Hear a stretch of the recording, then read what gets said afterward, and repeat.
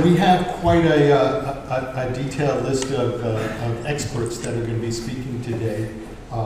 Myself, I'll be moderating. David Forfia from Utilicast is up first. We're not quite in the right order here. Jamie is going to go second. Jimmy Coleman from P&L. Then Sean Chandler is going to go next. And then I think we're going to have a little panel discussion with Matthew and then Kay, who's not here right now, but she's coming in a little bit. So I'm not going to introduce all of our speakers. You guys can kind of go through what you would like to say about yourselves in detail. Let's get into the meat of it and start off with David. David is going to give us a context setting for kind of the work we're doing and where we're coming from and where we're going to. Please welcome David Forfia.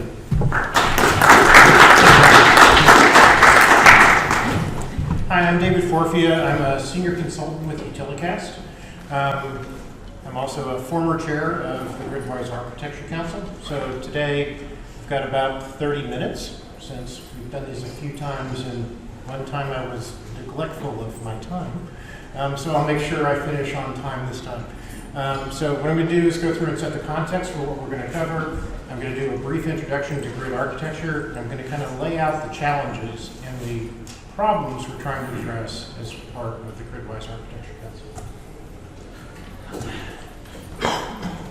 So when we start talking about the future, the big challenge really is everyone has a different vision of the future. And in my former life, I used to work in financial services. And the one word we always got from our actuaries, who were supposed to predict the future about how our portfolios performed and how life expectancies changed within our membership. We always got a very expensive presentation from those actuaries, and they always ended with, the only thing I can guarantee is my prediction of the future is wrong.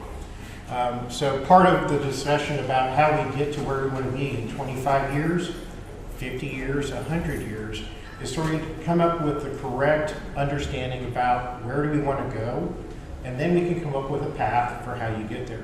Remember, GPS needs two things. One is where you are, and two, where you need to go.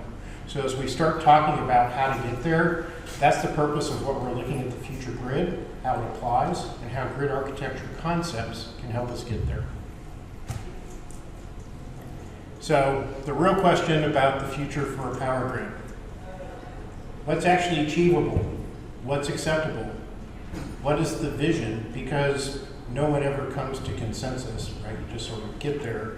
How are we going to span those bridges, right, to make sure they meet in the middle, right? This is the whole vision about what we're showing in those pictures. How do we get there? And how do you get there from where we currently are? And as I talk through this, the other question is, based upon where your vision is of the future, how do you bridge the gap coming back from the other side? Because bridges have to meet in the middle. You always start constructions on either side of the bridge. And then, who's really the stakeholders? And then our chair, Ron Bernstein, will talk about what the vision really looks like in 25 years and what things drive that from a societal perspective. So we talked about our mission about decarbonization, decentralization, and democratization, right? So as we're looking towards the future, the things that generally there's been consensus reached about is at some point we've got to decarbonize our current electricity supply. It's going to end up being a more distributed system and decentralized. We can't continue current centralized approach that served us well for the past 120 something years. And then if you're going to decentralize, you're going to not have to deal with central utilities. We're all going to end up at some point having to participate more than we've had to participate in the past. So those three concepts drive the vision of the council and sort of our vision of the future. So what are the big things and why is this needed? Much like myself, the grid is aging. A lot of the equipment you see out in the field are multiple decades old, right? I think the transformer that's hanging on the pole outside my house has a 1990 sticker on it. it's still working just fine.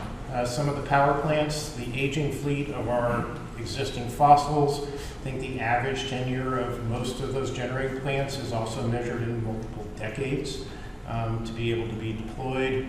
And then wires, poles, unless they get sheared off by a storm, it's however the length of how well it can survive weather, rot, and insects. So as we start moving towards this direction, there's a lot of investment required to be able to get through there. Estimates end up in the trillions of dollars across what we need to do in the industry. So without a plan, we're going to end up where we are now. And part of what we're trying to do is come up with a plan, look at what the vision is on multiple horizons, and then try to get a shared vision that's acceptable to both, people who have to supply the power and whoever that happens to be in the future, and for those of us who have to pay for that power, and our representatives to set the policy. That's a good thing for having a plan for how we move into the future. Because if we don't have a plan, we know we're going to be constrained, right? How do you handle a couple 100 million electric cars? Not sure how you do that without a plan. I don't know how you keep a grid functional when using the existing techniques we currently have, as you have both variable supply and demand, trying to make sure that they balance. Excuse me. And then at some point, somebody has to pay for this, and the somebody is all of us, right? Because at some point, right, the money has to come from somewhere. And what I found over my career is that generally means my wallet, and it's your wallet. So, welcome to Australia. So there's some highlights on here as we go through with some acronyms that are very specific to Australia. And as we go through and say, how do we make this transition? In the past, this graph did not have two lines. We sort of assumed that as we move forward, doing incremental changes as we've done for the past 120-something years would allow us to get to the future. 10 years into talking through this, we don't believe that's achievable in the future. So there's kind of a step to where if we keep trying to do incremental things, at some point there's diminishing returns. So as we start having more distributed photovoltaic DPV in this chart, ubiquitous rooftop solar as the prices drop, a lot more variable renewable energy resources at the grid level. As that starts to penetrate, continuing to do the things we've been doing in the past will no longer work, right? And you have to make sort of a change. And you'll notice on the chart that the constraints with that will start to force things to not perform well. So there's a second chart.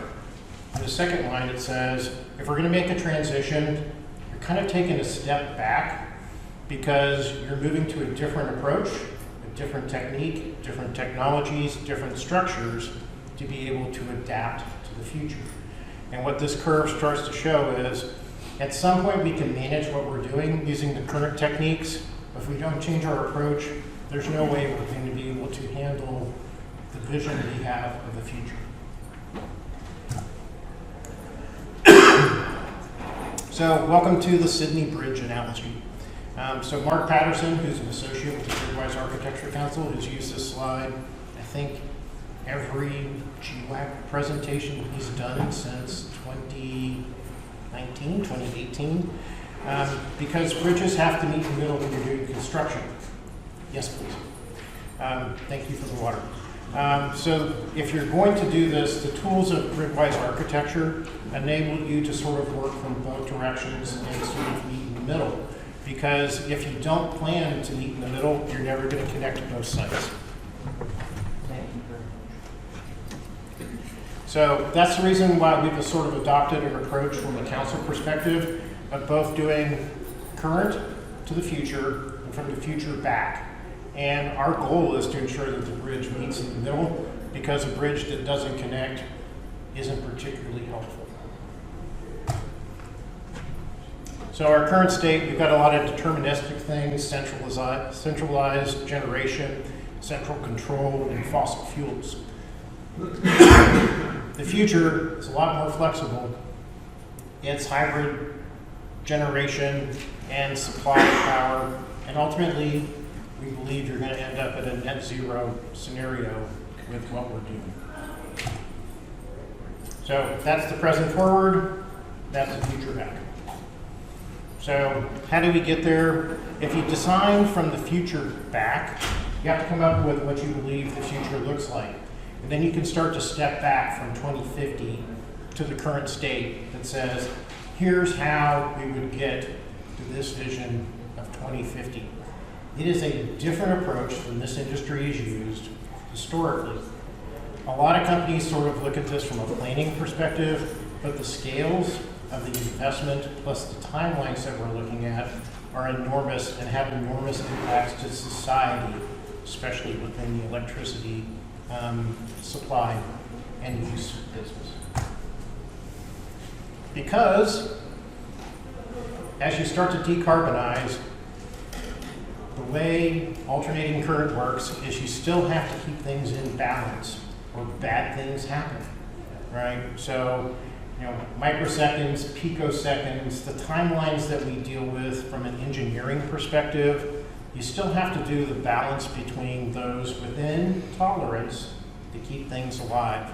If you make a mistake and send, I don't know, a surge down a power line, if you happen to live in San Diego, you can fry a lot of NAS devices in someone's house, not to mention any initials, Chairman Ron, and actually have him trying to restore 26 terabytes of storage due to an operational error.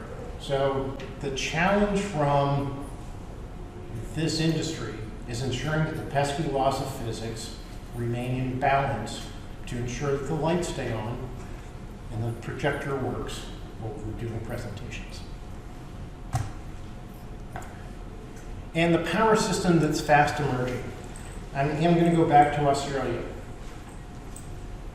You'll notice that load coming from central generation can go from 0 to 100% of meeting demand on the red line. So if you get it from central generation, that range in Australia can go from none to 100, depending upon how much sun is shining in a city. The current grid was not designed to be tight, right? So when the sun rises, generation starts to increase locally within the cities because you have a prevalence of rooftop solar. That will drive demand from central generation, in many cases, near zero, because the cities are self-supplying based upon the rooftop solar. However, the problem of widely scattered nighttime means that as you get closer to dusk, the flow goes the other way, right? So what you end up with is now you have to ramp up the fossil fuels to be able to meet that need, because generally people like lights at night. So designing a system that can handle that flexibility and can optimize across the whole system to ensure that it's interdependent and functional is the problem that grid architecture tries to solve. So first Slido question. So we missed the number. So first two. Did everyone? 5769085. 5769085. Is that correct? So if you haven't logged in, question number 3 should be up. Is that correct, Jamie? It is up. 5769085. Jenny. Bingo. You didn't even need to put that number in. Receive it. Oh, good. Excellent. Okay. So if you can respond and put in your answers, Jamie has the mic, because while we're presenting, I can't actually see the results. We're still moving. We're still Bouncing. About 20% have never heard of it. We're all over. So we can see where this shakes out.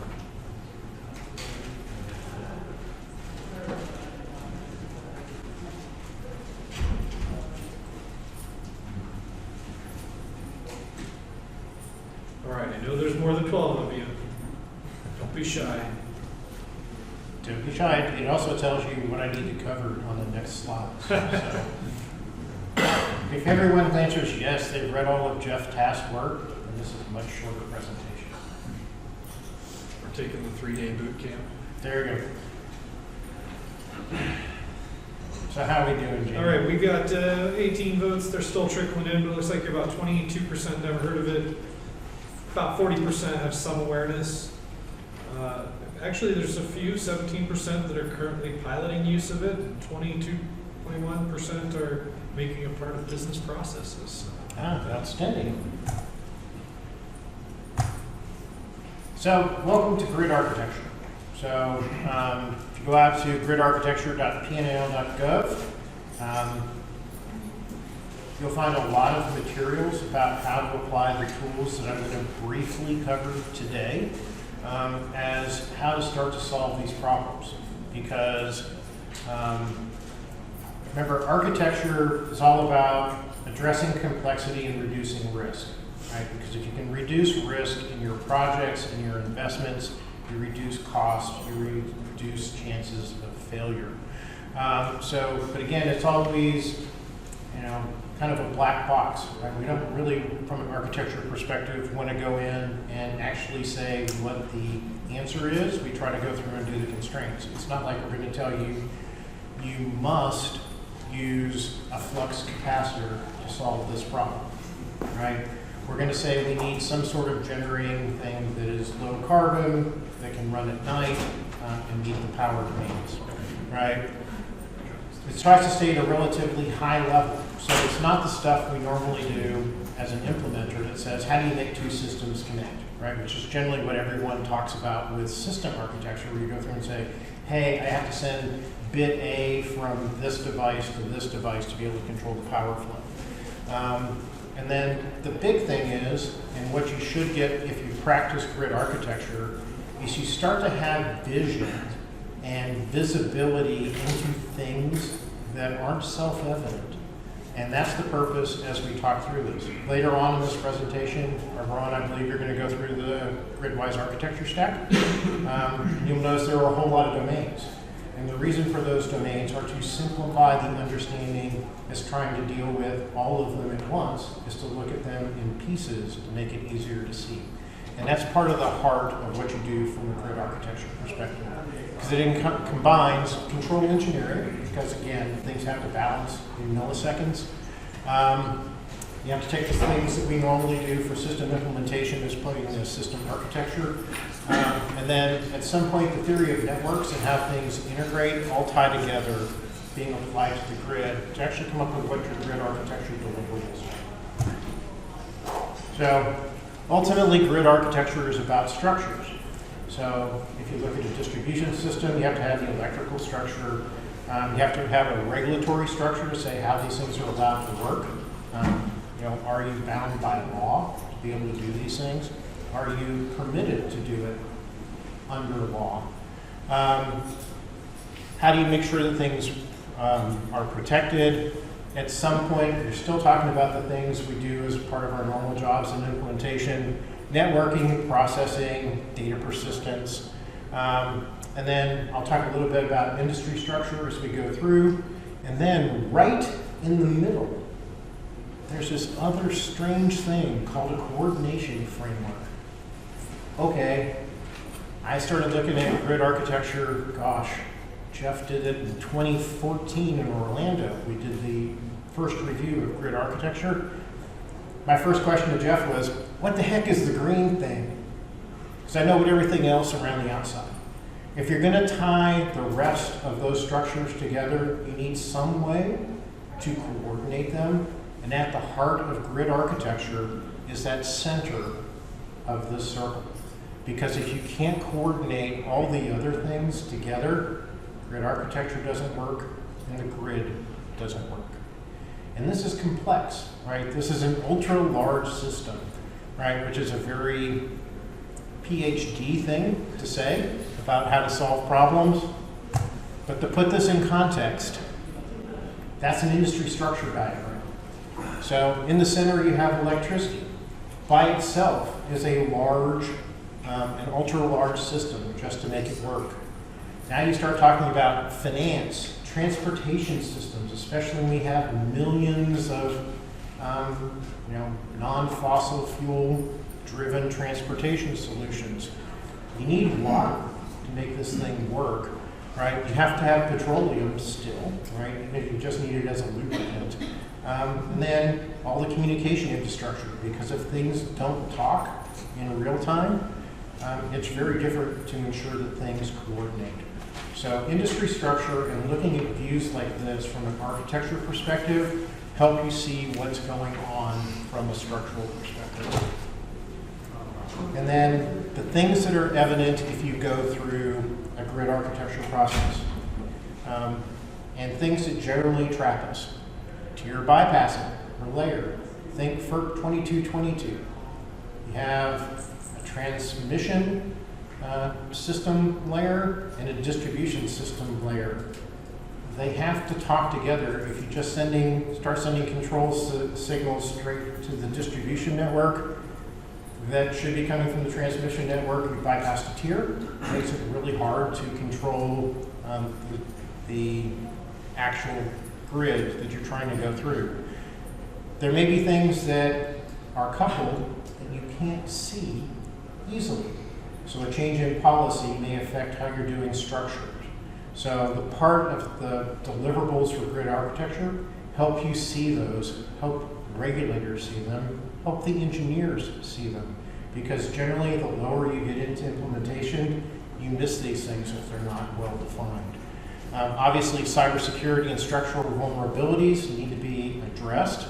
Obviously, if there's something that goes on from a cyber perspective, you want to minimize the attack surface.